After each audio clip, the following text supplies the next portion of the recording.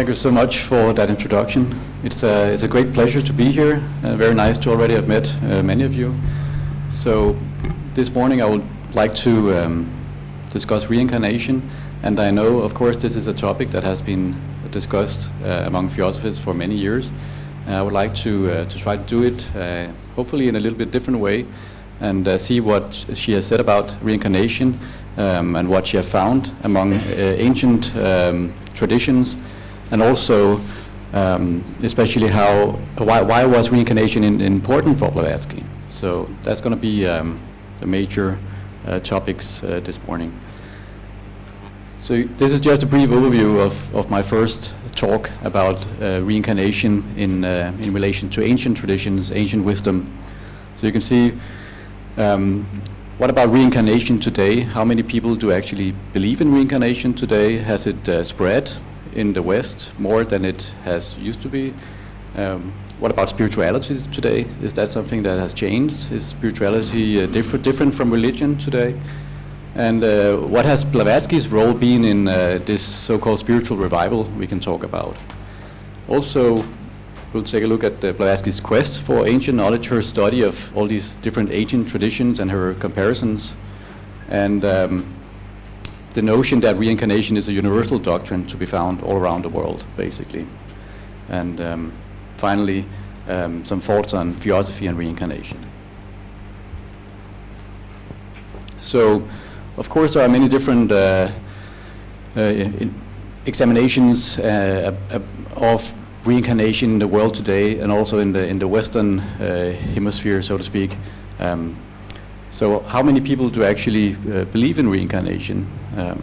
So according to a Gallup poll from 2005, it says that about 20% of US adults believe in reincarnation. So, and in the Nordic countries, the mean is about 22%, and in the Baltic countries, it's somewhat higher, 44%. The lowest figure is in East Germany. In Russia, about 1/3 believes in reincarnation, so it's 1/4 or 1/3.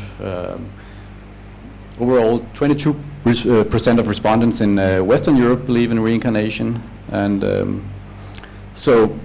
and even among Christians who traditionally don't believe in reincarnation, there are also the idea is also quite broadly agreed upon. So that means that in the world today, and in the Western hemisphere, where reincarnation is not a part of the traditional belief systems as such, the idea has become more prevalent, and more people actually believe in reincarnation. As I mentioned, Christianity, of course, as all of you know, has been much more influential in the Western hemisphere, and reincarnation, even though, as I will talk about a little bit later, that reincarnation was discussed in early Christianity, it's not really part of the main domination, so to speak, of Christianity. Here we often talk about predestination, the idea that God has already preordained that some will enter heaven and be saved in the end. Others have to do that either through faith, depending on if it's Protestant, or through good works, Catholic, for example. And there will be judgment, and there will, after that, of course, be damnation, hell or heaven. So it's going to be settled at one point. It's not going to continue through further re-embodiments or reincarnations after that life. So there is basically one very important life where sin and getting rid of sin is one of the main ordeals, so to speak, for humans, and a resurrection after that. So reincarnation is not really part of this traditional picture, but even though, as I just mentioned, reincarnation has spread, even though this idea has been the dominant one in the Western Hemisphere. So, and why is that? That's what I want to try to get to. Why has reincarnation become more prevalent and in the West as well? And several books have been written about the notion that in the 20th century there has been a kind of spiritual revolution going on, that actually, as you can see from the title of this book, an academic book that has tried to investigate the changes in the religious landscape by Paul Hillas and Linda Woodhead, entitled The Spiritual Revolution, Why Religion is Giving Way to Spirituality. So there is this notion that has emerged in also especially in the West, that even though people don't consider themselves to be religious or part of an established organized religion, still they consider themselves to be spiritual, and that spirituality is something which is much more open and better than being a part of a religion. So it's to many people it makes more sense to be spiritual and not religious, and so that is in many ways changing some of the religious landscape, that many people don't find any attraction, in the traditional organized religions, and find meaning and ideas that makes much more sense in other areas and from other parts of the world, other traditions that maybe come from India or Japan or many other places, or even antiquity, so to speak. So the religious landscape has changed, and it's much more possible for us today actually to find meaning in various traditions from around the world. So you can see, according to this Pew Research, as I put in the bottom quote here, according to a study conducted by Pew Research Center in 2012, the number of Americans who do not identify with any religion has increased from 15% in 2007 to 20% in 2012. So in a way it's on the rise, and this number continues to grow. And 1/5 of the US public and 1/3 of adults under the age of 30 are reportedly unaffiliated with any religion but identify as being spiritual in some way. Of these religiously unaffiliated Americans, 37 classify themselves as spiritual but not religious, while 68 say they do believe in God, and 58 feel a deep connection to the earth. So being spiritual makes sense to a lot of people, rather than being necessarily religious. And I would argue that, of course, among many other writers and traditions in modern times, that Blavatsky holds a central role. I'm not the only one to argue that, of course. Many people have already said that, and Blavatsky has been given the title the mother of modern spirituality, the mother of New Age, and so forth. She has been pointed out as one of the very influential characters, because she really sought to change spirituality after her own time period, and I think it's possible to see those effects changing the landscape, basically. And in 2013, there was a discussion in the Danish newspapers with some of my colleagues from Southern Danish University, where Jens André Herbner, he interviewed Olaf Hammer, who is also a scholar of religions and also has studied Theosophy. And in this interview, Hammer is asked, have you ever heard about the Theosophical Society? If not, there is a hole in your knowledge the size of a smaller galaxy. Hammer mentions, when asked by Herbner, that the Theosophical Society has had an enormous influence on millions of people. When asked then why only so few researchers study the Theosophical Society, he states that it has been a question of good taste, unfortunately, i.e. that normativity has been a question. I mean, it has ruled, as it often does, what is prestigious to study and what is not. So some scholars feel uncomfortable studying Theosophy and this lesser known religious or spiritual traditions, in contrast to, let's say, more established organized religions that has existed for maybe 2,000 years. So, but the argument is that it's very important, because the spiritual landscape today would not have been the same without the Theosophical Society. And also in their book, which I also contributed to on the Theosophical Current, which is an anthology published in 2013, on the first page in the introduction to that book, Hammer and Rothstein, they write that throughout the history of religions, there have been a few pivotal moments where really a lot of changes took place. We can point at the Emperor Constantine, for example, in late antiquity. We can point to Martin Luther, the Protestant Reformation. And then they argue that actually, closer to our own time, the next pivotal moment was Helena Blavatsky and the Theosophical Society, because that really changed the modern religious landscape. So Blavatsky has had a huge influence, and that is being recognized in the history of the historical study of religions as well.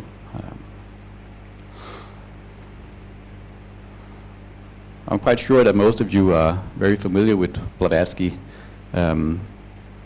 but that also means that you probably know that she was a very strong-willed woman who had her own ideas about what she wanted to do in her life. And so even though she had a noble background, she didn't want to stay home, and she didn't want to stay in that setting. She already, at a very young age, just not that long after her marriage, wanted to travel out into the world.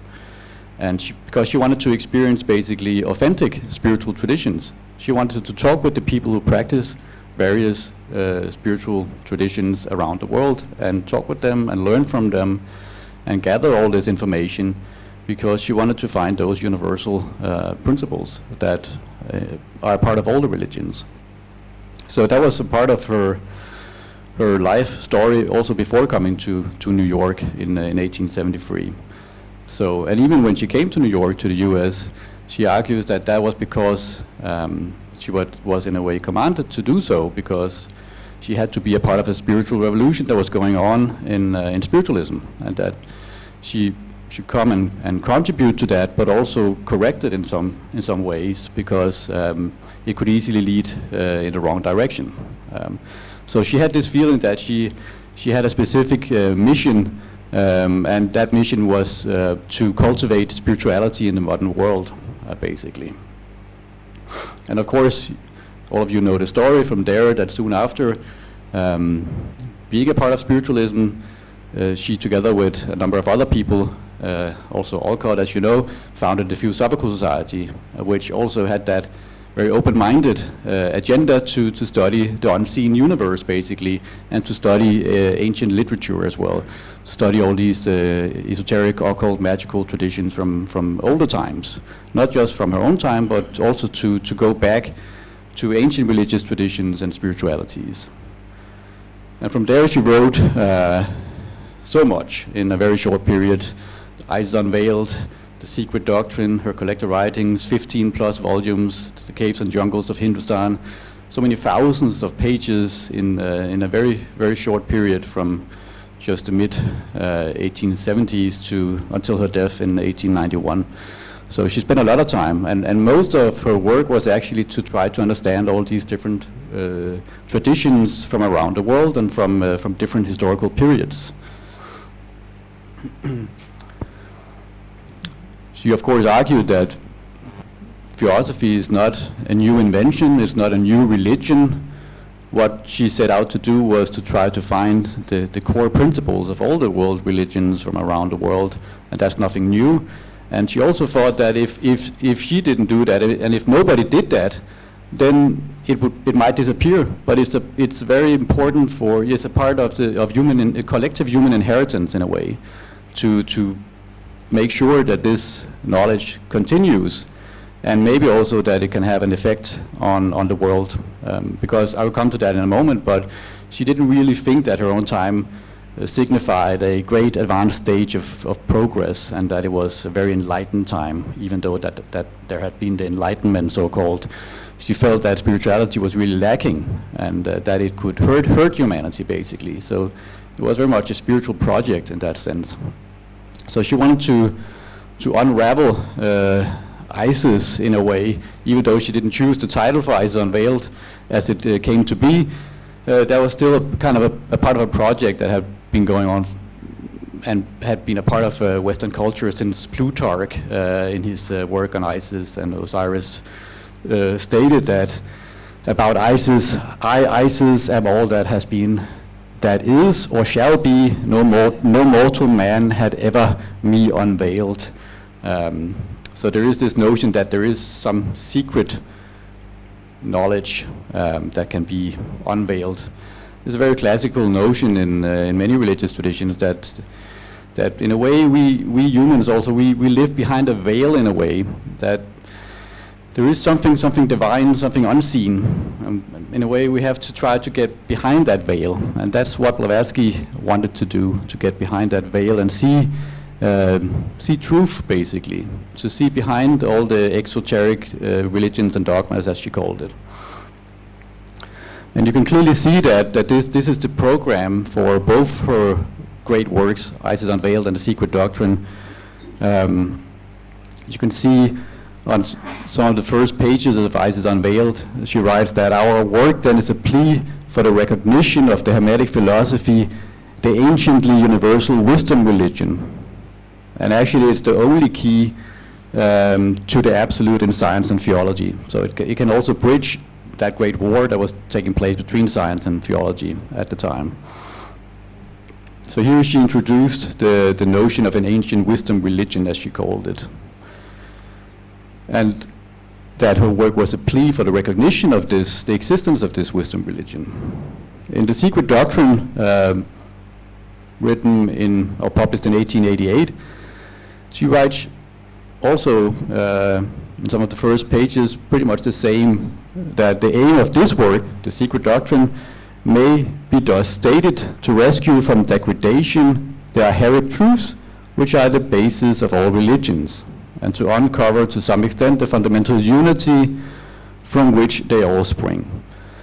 So in a way also, to Blavatsky, historical study and the study of all these ancient religious traditions and philosophies and so forth was a part of the unveiling of Isis, so to speak. It was a part of beginning to see that which is unseen, the hidden.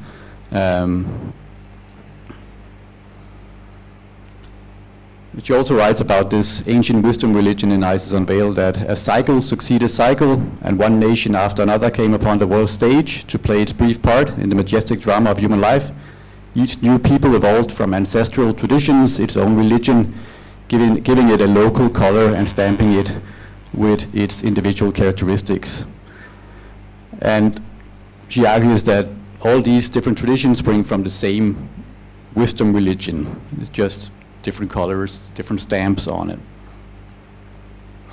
That's also the conclusion of Isis Unveiled, that after having studied all these different traditions, that it's very much similar to a prism. There is a wide ray of light, which is truth, and when it shines into the world, into history, into humanity, and religious prophets and leaders and so forth, they give it a particular color. So there are different variants in the world, different religions, but basically they all connect to the same wide ray, which is the ancient wisdom religion. So that's what she thought she could conclude after having written Isis Unveiled, that all these mythologies from around the world are so similar. So there must be a unity behind it.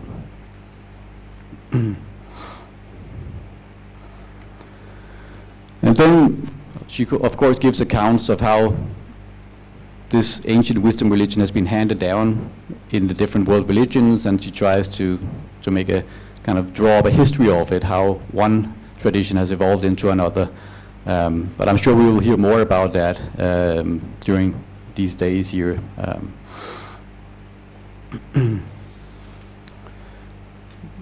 So that was in a way the first part of this, that Blavatsky had an influence on the modern religious landscape, cultivating spirituality, and she found this in ancient traditions. Then let's move on to the notion of evolution and also reincarnation among the ancients, so to speak. And you can see that as part of the greater evolution, which reincarnation is part of, she also believed that evolution was not something invented by Darwin in the 19th century at her own time. It was an old idea. It's not something new. It will be an easy task to show that the cosmogonical legends all around the world, or over the world, are based on a knowledge by the ancients of those sciences which have allied themselves in our days in support of the doctrine of evolution, and that further research may demonstrate that those ancients were far better acquainted with the fact of evolution itself, embracing both its physical and spiritual aspects.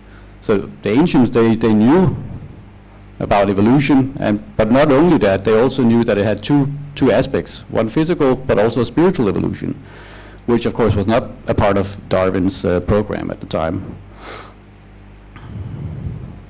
So with the old philosophers, evolution was a universal theorem, a doctrine embracing the whole and an established principle. While our modern evolutionists are enabled to present us merely with speculative theories. So it was actually a much more comprehensive theory that embraced the whole, both aspects, according to Blavatsky. So when do we find the first traces of reincarnation among the ancients? She repeats again here in this quote. You can see that every schoolboy must know that the belief in reincarnation is as old as the world. It's timeless principle, according to Blavatsky. Nor would it gain ground as it does were it a newfangled belief. So one of the reasons, Blavatsky argues, is that reincarnation will continue because it's a universal principle. It's as old as the world itself. So the belief will never disappear, basically. But as it is a doctrine believed in by the greatest and most intelligent nations of antiquity, by the greatest philosophers and sages, and that it is also the most logical doctrine which leaves no gaps, knows of no missing links, of course a hint to Darwin here, and explains almost every social and human problem. In the Secret Doctrine, she mentions that the fifth root race inherits the doctrine of reincarnation from the fourth root race. So that's one of the earliest parts of history she mentions in relation to the theory or notion of reincarnation. Let's take a look at where Blavatsky believes reincarnation existed among the ancients. So in the Secret Doctrine, she mentions the Egyptian Book of the Dead, or the Book of Going Forth, as an indication that the Egyptians believed in reincarnation. Scholars, of course, still discuss this. There's not general agreement that the Egyptians believed in reincarnation, at least not in the same sense as in among Hindus and Buddhists, for example. And they, of course, don't believe it in the same way as well. But I will come to that. But you can see that here that Blavatsky writes that in the ritual of the dead, the defunct is shown entering into Shechem with Horus taught and emerging from it as pure spirit. Thus the defunct says, quote, "I see the forms of myself as various, men transforming eternally. I know this. He knows it, takes all kinds of living forms." And in verse 35, addressing in magical formula, that which is called in Egyptian esotericism the ancestral heart, or the reincarnating principle, the permanent ego, the defunct says, "Oh, my heart, my ancestral heart, necessary for my transformation, do not separate thyself from me before the guardian of the scales." So, of course, the ego in Blavatsky's thought is the principle that actually undergoes reincarnation and continues through the great process of many incarnations. I don't know how much you can see here, but the Egyptian Book of the Dead was used quite extensively from the time of the New Kingdom in Egypt, around 1500 BC, almost up to around just 50 years before the Common Era. And it would be placed often in the coffins with the buried. And here is a diagram where the heart of the deceased or the initiated, depending on how you see it, the heart of this person is weighed against the feather of Maat, the Egyptian goddess for justice. And if the deeds that are contained in the heart outweigh or equal Maat, then the person will go on through several transformations and perhaps finally be reborn in the celestial sphere. So there's a kind of a reincarnation in the celestial sphere after various transformations, and there are various spells that will protect the different principles, because Egyptian psychology, as some of you probably know, is quite complex. There are many different principles that constitute the human being. Blavatsky also especially saw the notion of reincarnation in the Scarabæus, or the small beetle with its wings, because it undergoes processes of transformation and became a symbol of that. So she writes that the spirit of life and immortality was everywhere symbolized by a circle. So that's the symbol. Hence, the serpent biting his tail represents the circle of wisdom in infinity, as does the astronomical cross, the cross within a circle and the globe, with two wings added to it, which became the sacred Scarabæus of the Egyptians, its very name being suggestive of the secret idea attached to it. For the Scarabæus is called in Egypt Kupiron, and Kupiri from the verb kofron, to become, and has thus been made a symbol and an emblem of human life, of the successive becomings of man through the various peregrinations and metempsychoses or reincarnations of the liberated soul. But she also says that this mystical symbol shows plainly that the Egyptians believed in reincarnation and in the successive lives and existences of the immortal entity. But she also mentions, as you can see, that it was a secret doctrine, so it was not publicly available, but to the initiated priests and so forth.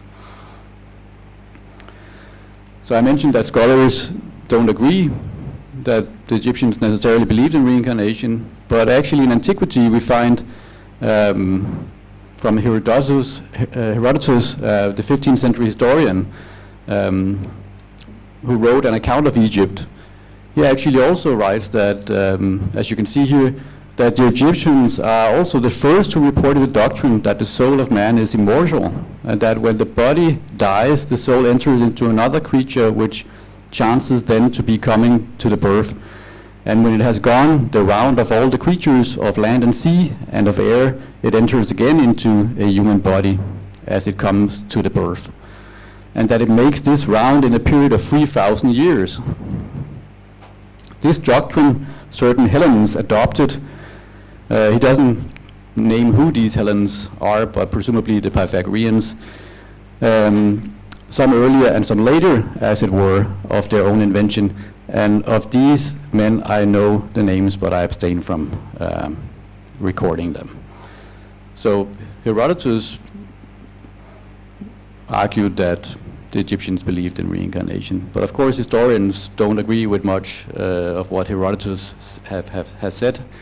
But one of the most prominent scholars of the history of religions, Jan Assmann, has since the 80s changed many of the views among the Egyptologists, also in relation to initiation, for example, and transformation, and how the pyramids were used, and how the relation between death and initiation often correlate among the Egyptians. Something the Theosophists talked much about in the 19th century, but which was also very criticized by Egyptologists. He writes that the concept of rebirth, however, still plays an important role among the Egyptians. I shall bear thee anew, rejuvenated, which exclaims the sky goddess to the deceased in one of many such texts inscribed on or in nearly every coffin and tomb. quote, "I have spread myself over thee, I've born thee again as God." Through this rebirth, the deceased becomes a star god, a member of the Ankh sphere, a new entity. This rebirth, however, does not imply a delivery, a separation, but takes place inside the mother's womb, the sky goddess, inside the coffin and sky. The constellative relationship of the deceased and the mother goddess, as shown in pictorial representations, and tells, is interpreted and activated in the sense of affiliation and rebirth. So if the person undergoes the death process correctly, the person will be reborn in the womb of the sky goddess.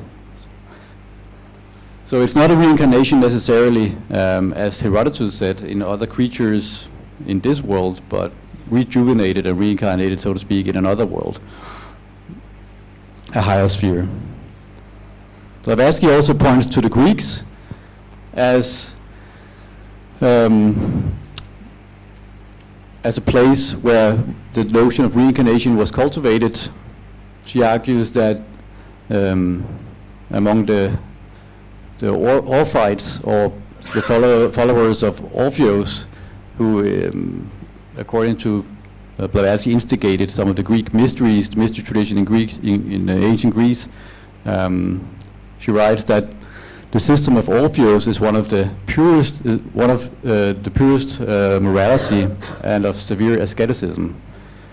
And a little bit further down, she writes, as I've highlighted, thus through this law of emanation or evolution, all things participate in this one essence and are parts and members instinct with divine nature, which is omnipresent. All things having become or proceeded from must necessarily return into it, and therefore innumerable transmigrations or reincarnations and purifications are needed before this final consummation can take place. So there is a circulatory flow in the universe, so to speak, in cosmos, and everything must return through a number of transformations into the same essence or absolute in the end. Definitely there was some connection between the Orphites and the Pythagoreans, which came after. You are familiar with Pythagoras, the great mathematician, philosopher, and who also established a school and traveled in Egypt and other places, just like Blavatsky, in search of knowledge and wisdom. And he's also believed, also according to Blavatsky and according to ancient authors, that reincarnation was something important, even though he might also have had a very cyclical perspective, that the universe would repeat itself in the same way as it had done before and before and before, so to speak. But Blavatsky writes that Pythagoras has one imperishable fame. He taught reincarnation as it is professed in India, and much else of the secret wisdom. So, and as you can see, the first quote related to the Orphites and Orpheus, the theology taught by him is again purely Indian. So according to Blavatsky, these Indian notions enter into ancient Greece. TG stands for a Theosophical glossary. Yeah. So you can see among some of the ancient authors, near contemporary Xenophanes of Pythagoras, he wrote that once when he, Pythagoras, was present at the beating of a puppy, he pitied it and said, "Stop, don't keep hitting him, since it is the soul of a man who is dear to me, which I recognize when I heard it yelping." So that's an ancient fragment we have, and it indicates that, you know, Pythagoras, according to this story, saw one of his friends, so to speak, having been incarnated in this puppy. Also from Porphyry, the Neoplatonist, the follower of Plotinus, much later, and that the soul is immortal and that it transmigrates into other kinds of animals was a part of the Pythagorean doctrine, he says. So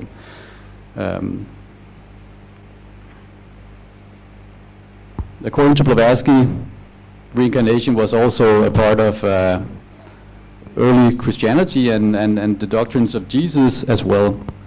You can see here that she writes, reincarnation has nothing in it that militate against the teachings of Christ. We affirm furthermore that the great Nazarene adept distinctly taught it. So did Paul and the Synoptics and nearly all the earliest church fathers, with scarcely an exception, accepted it, while some actually taught the doctrine. And of course, Blavatsky also argued that Jesus was an adept that also was associated with the group the Essenes, and the Essenes was, in a way, a Pythagorean community. So there's kind of continuation from India to Orpheus to Pythagoras to the Essenes and then to Jesus. And according to Blavatsky, Jesus shouldn't be associated with the church that developed later on. She really wants to separate those two. And she writes, the Essenes believed in rebirth and many reincarnations on earth, as did Jesus himself, a fact we can prove from the New Testament itself. And she further writes in Eyes Unveiled, if we are to take the Gospels as a standard of truth, Christ was a metempsychotist or a reincarnationist. Again, like these same Essenes who we see were Pythagoreans in all their doctrines and habits.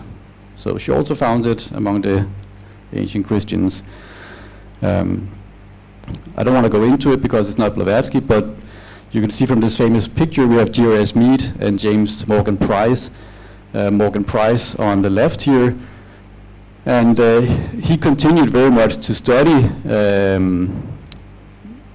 Theosophy and esotericism in the New Testament and made a retranslation of the New Testament based on what he called kind of an esoteric, the true esoteric interpretation of the New Testament. So he translated it completely with extensive comments and so forth. And of course, G.R.S. Mead worked on Gnosticism and early Christianity as well. So they continued in that direction. And Price also wrote a book, Reincarnation in the New Testament, which I just want to put out there, where he goes through many of the places Blavatsky also refers to in the New Testament and so forth. And we of course also have textual evidence that many, as Blavatsky said, many of the church fathers believed in reincarnation. It was a part of the discussion. There were so many discussions actually among the church fathers and the ancients before the doctrines were established that reincarnation was very prevalent. We have Origen, for example, in this discussion from a contra Celsus with a Platonist, we can see that is it not more in conformity with reason that every soul for certain mysterious reasons is introduced into a body and introduced according to its deserts and former actions? Very, very much similar to karma and reincarnation. Is it not rational that souls should be introduced into bodies in accordance with their merits and previous deeds, and that those who have used their bodies in doing the utmost possible good should have a right to bodies endowed with qualities superior to the bodies of others?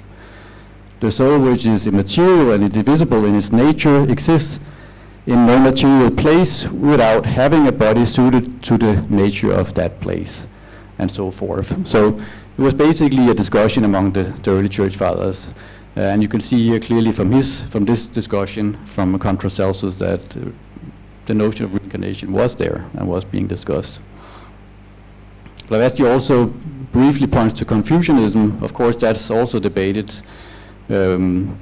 whether there was reincarnation in Confucianism or it's mixed with Buddhism and Taoism and so forth. But even though some scholars at the time argued that there's no immortality in Confucianism, Blavatsky argued that this only means that there is no immortality for the personal self. It doesn't mean the universal self or higher ego, so to speak. The point is that she also pointed to China and so different places in the world. She also pointed to the Druids, the Celts, the priests and so forth from Celtic culture. The Druids believed in the rebirth of man, not as illusion, explains that the same spirit shall animate a new body, not here, but in a different world, but in a series of reincarnations in this same world. And you can see here that she also writes that Diodorus Siculus also taught the Druids might have been influenced by the teachings of Pythagoras. And we know this from Diodorus, who was a historian in antiquity. He wrote a kind of universal history. And if we look at a map from Celtic culture around 700 to 100 BC, you can see actually, of course it's still debated to what extent the Celts had spread out, but this is the most extensive version, I think. But there are definite connections, geographically speaking, with the rest of the world, and I think Pythagorean doctrines could very well have been in touch with other cultures at the time.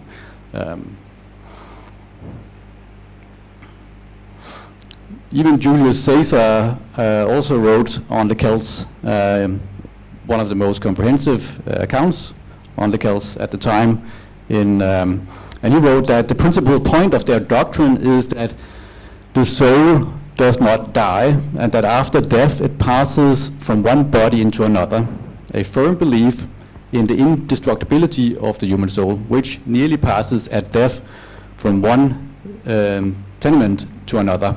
For by such doctrine alone, they say, which robs death of all its terrors, can the highest form of human courage be developed. So clearly, according to Julius Caesar, who was interested in studying the Celts, they also believed in reincarnation. So there are antique textual evidence that these doctrines were debated around the world. Of course, we know also that Blavatsky pointed to the Buddhists, of course. That was a major influence on her own work on reincarnation. I think we'll talk more about it during this week, and I will talk more about it after the tea break as well, to some extent. And also, of course, the Hindus, and who she, as you know, when she traveled in India, she had live conversations with both Buddhists and Hindus, and she of course read many of the translations available at the time and so forth of the literature. So she knew, of course, that India had been one of the main places for the doctrine of reincarnation. But even though it's interesting to see that in the Theosophical glossary and also the Key to Theosophy, that when she speaks about reincarnation there, she primarily points to all the other places I've just mentioned. She points to the Egyptians, to Christianity, the Church Fathers, to the Book of the Dead, and so forth. But of course, she was also maybe speaking in a European context. But that's what she draws forth here. Some of the things I pointed to. Also, in the Key to Theosophy, she does not speak that much in those sections on reincarnation about the Buddhism and Hinduism, but is primarily concerned with memory, for example. Why is it that most people can't remember their past lives? Why is that? And she argues that that's because of this, she doesn't mention the Buddhists, but she mentioned the doctrine of the skandhas, that we are composed of these elements that make up our personality, and after death, they are separated and dispersed. So in a new incarnation, it's actually in a way a new personality. Of course, the higher ego, reincarnating ego, is the same, and it collects in a way the karmic material, but we are new persons in each new incarnation. So there is no continuous memory in that sense. It's on a higher level, so to speak. So Blavatsky studied all these ancient cultures and found the doctrine of reincarnation, and it became a core doctrine in her own works as well, based on that. And therefore she promoted it. And you can see reincarnation will become general, she said, general in the world. And if we look at this, just as I mentioned to begin with, we can see that from 2017, that adults in the US, 33% believe in reincarnation. So it's a little bit on the rise still that this is spreading the doctrine. So that's a part of the so-called spiritual revolution in a way that she instigated at the time, I would argue. So in conclusion, I hope it has been shown that Blavatsky's interest in ancient knowledge has greatly promoted the idea of reincarnation, especially in the Western world. It was regarded as a universal doctrine among the ancients, and one of the core elements of the wisdom religion, esotericism, which she set out to find. Furthermore, reincarnation was, in the broad sense, rethought in general terms as a form of universal circulation. I'll go more into that after the tea break, but it was not just one theory of reincarnation. Was the notion that there are continuous transformations in the cosmos, so to speak. So thank you very much.